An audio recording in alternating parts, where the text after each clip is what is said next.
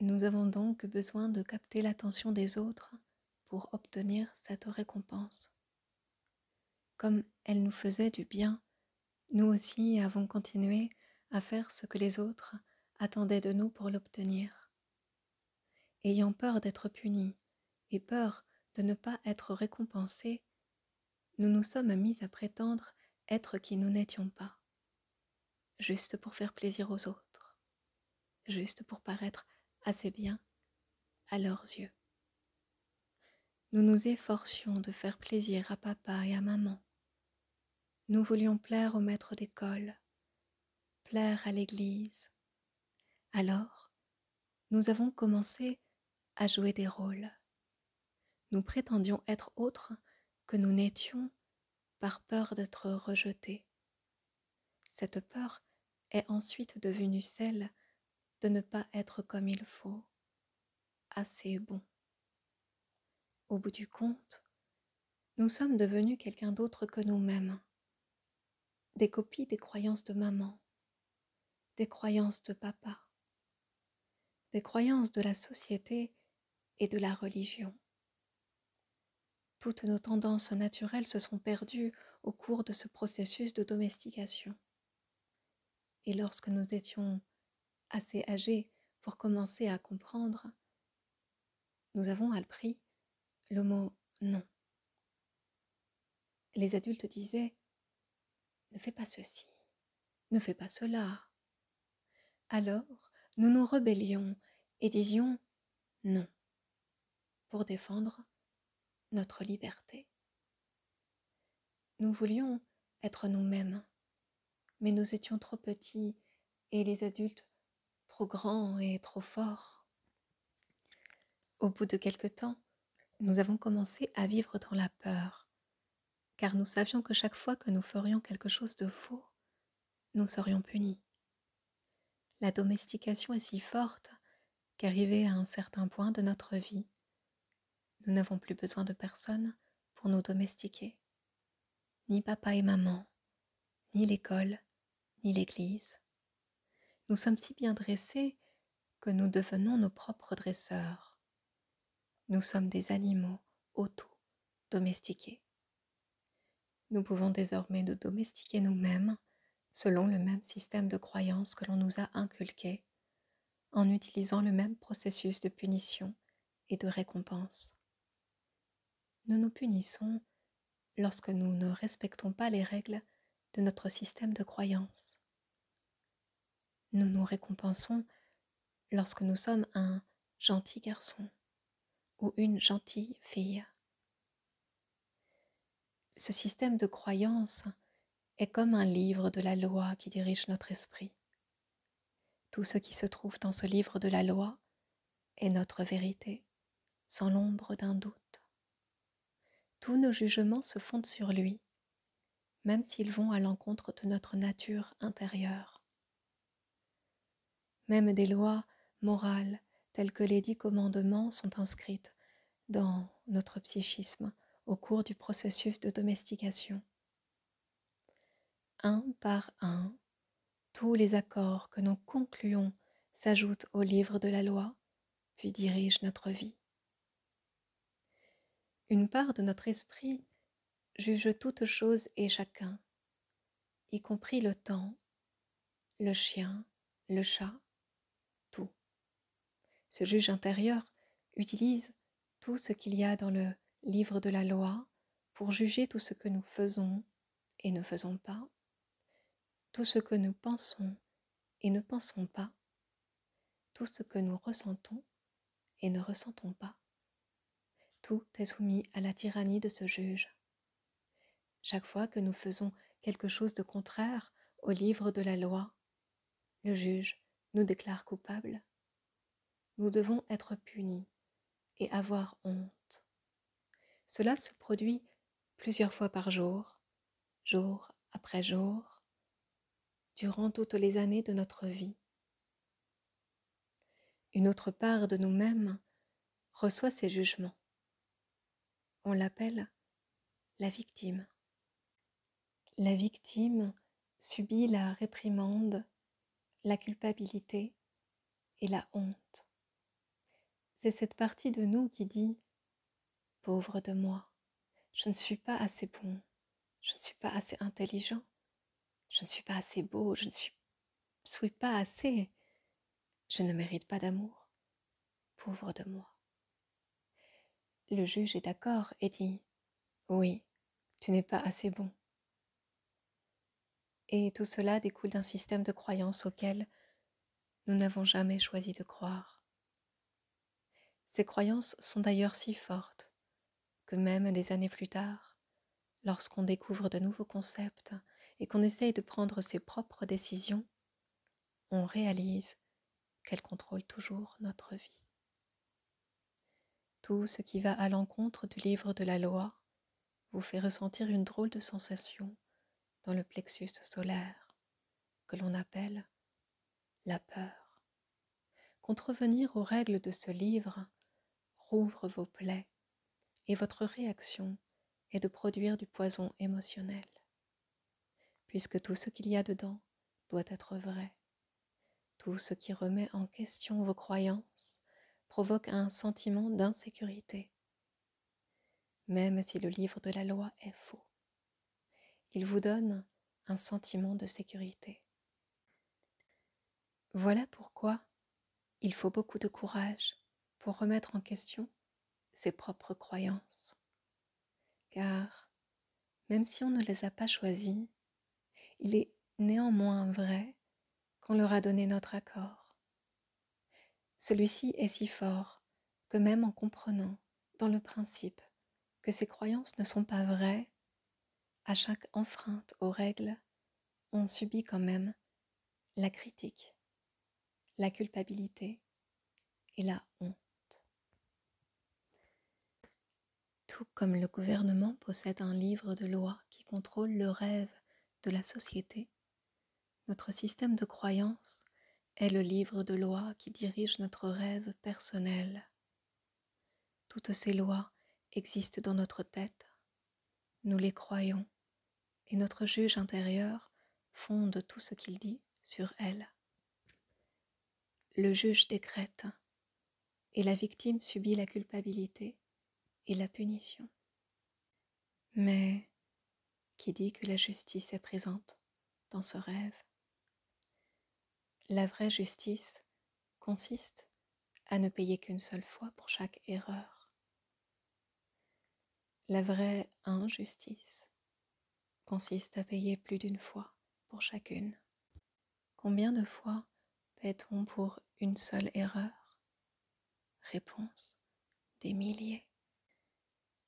L'être humain est le seul animal sur Terre qui paie des milliers de fois pour chacune de ses erreurs. Tous les autres animaux ne paient qu'une seule fois pour les erreurs qu'ils commettent. Mais pas nous. Nous avons une puissante mémoire. Nous commettons une erreur, nous nous jugeons, nous nous déclarons coupables et nous nous punissons. Si la justice existait, cela suffirait. On n'aurait pas à reproduire ce processus.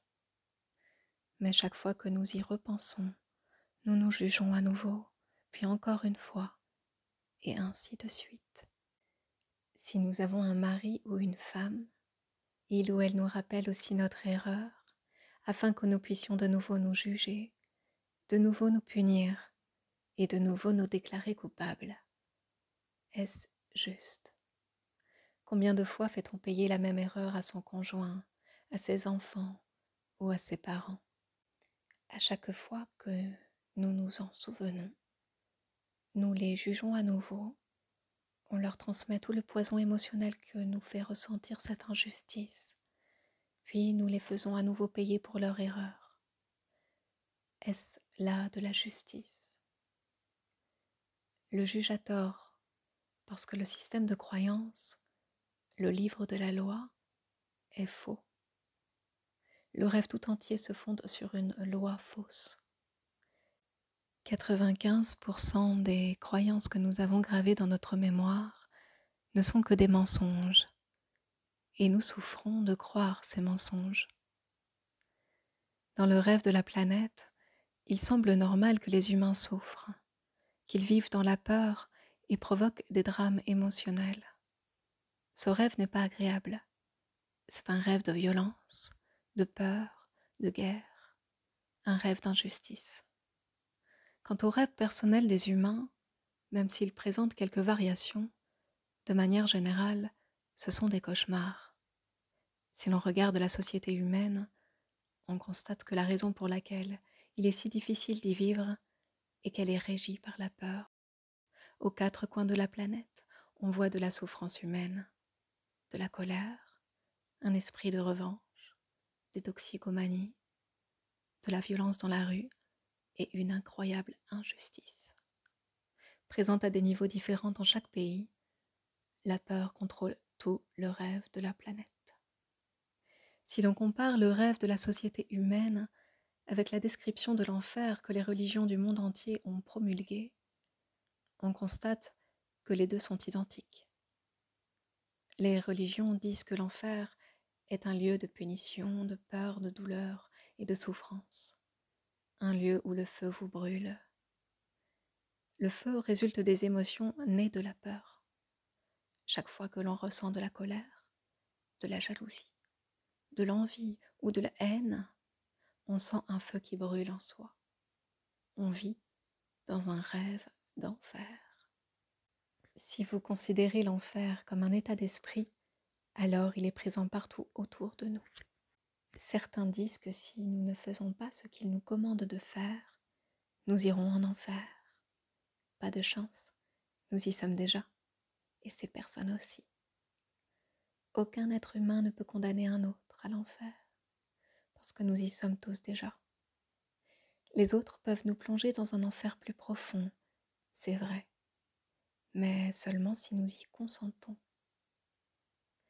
Chaque être humain a son propre rêve personnel, et comme celui de la société, il est généralement régi par la peur.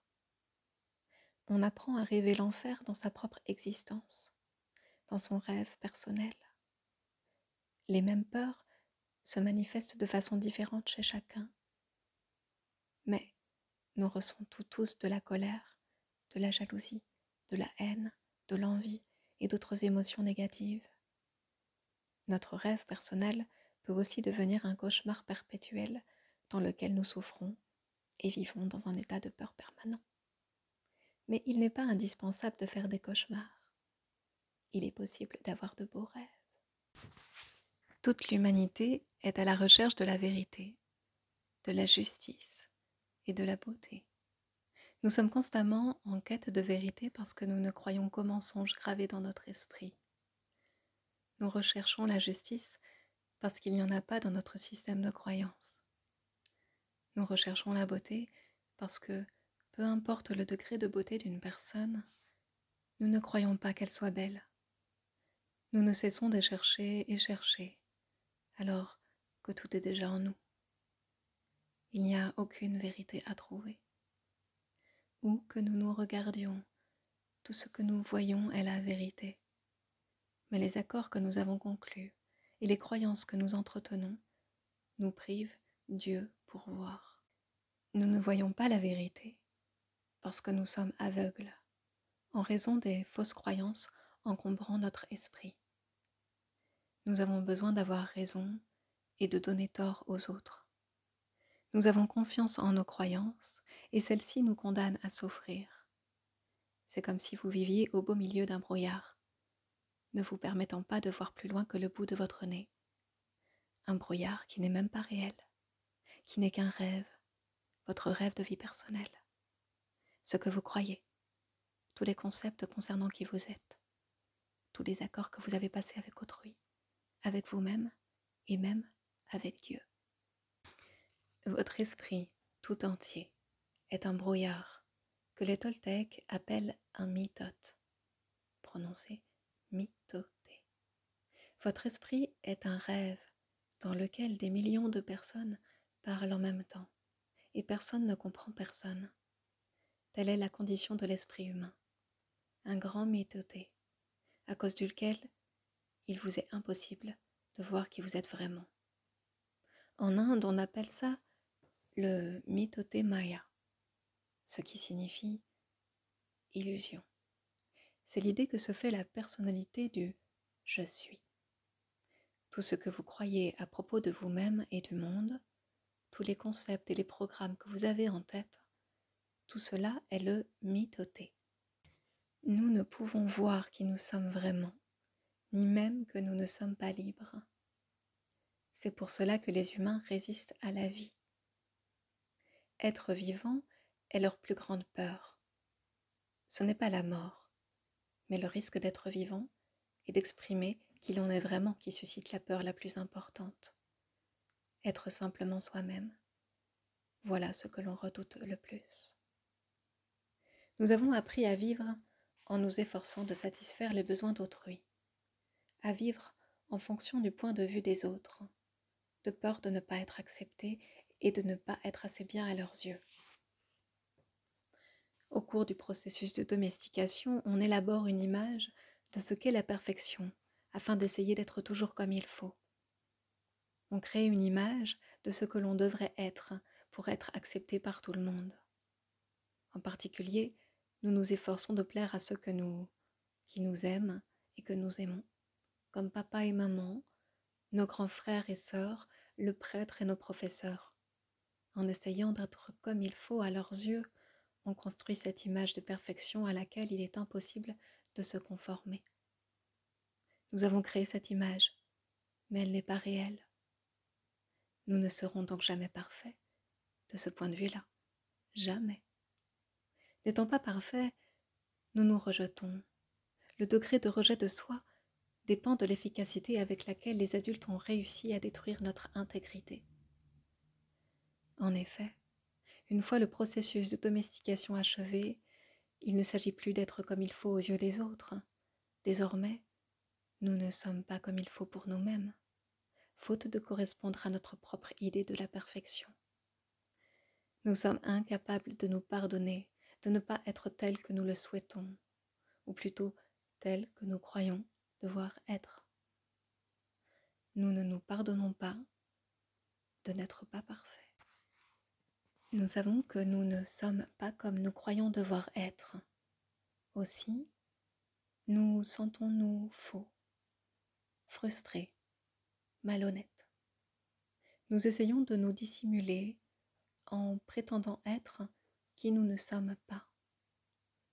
Résultat, nous manquons d'authenticité et nous portons des masques sociaux pour éviter que les autres le remarquent. Nous avons une telle peur qu'on découvre que nous ne sommes pas qui nous prétendons être. Naturellement, nous jugeons aussi les autres d'après notre idée de la perfection. Et bien entendu, ceux-ci déçoivent toujours nos attentes. Nous allons jusqu'à nous déshonorer, simplement pour plaire à autrui. Parfois, certains abîment même leur corps pour être acceptés par les autres. On voit des adolescents prendre de la drogue pour ne pas être rejetés par leurs copains. Ils ne sont pas conscients que leur vrai problème est de ne pas s'accepter. Ils se rejettent eux-mêmes faute d'être ce qu'ils prétendent être. Ils souhaitent être comme ceci ou comme cela. Mais puisque ce n'est pas le cas, ils se culpabilisent et ont honte. Les humains se punissent indéfiniment à défaut d'être ce qu'ils croient devoir être. Ils se maltraitent constamment et se servent aussi des autres pour se faire du mal. Mais personne ne nous maltraite plus que nous-mêmes, car ce sont le juge, la victime et le système de croyance qui nous poussent à agir ainsi. Bien sûr, des gens diront que leur mari ou leur femme, leur père ou leur mère leur ont infligé de mauvais traitements. Mais vous savez comme moi que nous nous maltraitons encore plus nous-mêmes. La manière dont on se juge est la plus sévère qui soit. Lorsqu'on commet une erreur en présence d'autrui, on essaie de la cacher ou de la nier. Mais dès qu'on se retrouve seul, le juge devient si puissant, la culpabilité si forte, que l'on se sent stupide, mauvais ou dénué de valeur. Au cours de toute votre existence, personne ne vous a jamais davantage maltraité que vous-même. Et les limites que vous mettez à vos propres mauvais traitements envers vous-même sont exactement celles que vous tolérez de la part d'autrui. Si quelqu'un vous maltraite un peu plus que vous-même, sans doute le fuirez-vous. Mais s'il le fait un peu moins que vous-même, vous continuerez probablement cette relation et tolérerez cette situation indéfiniment. Si vous vous maltraitez terriblement, vous pouvez même supporter quelqu'un qui vous bat, qui vous humilie et vous traite comme moins que rien. Pourquoi? Parce que dans votre système de croyance, vous vous dites « Je le mérite. Cette personne me fait une faveur d'être avec moi. Je ne suis pas digne d'amour et de respect. Je ne suis pas assez bon, assez bonne. » On a besoin d'être accepté et aimé par autrui, mais on est incapable de s'accepter et de s'aimer soi-même. Plus on a d'amour propre, moins on se maltraite. Se maltraiter provient d'un rejet de soi, celui-ci résultant d'une image de la perfection à laquelle il est impossible de se conformer. L'idée qu'on se fait de la perfection est la raison du rejet de soi-même. C'est à cause d'elle qu'on ne s'accepte pas tel qu'on est, ni les autres tels qu'ils sont.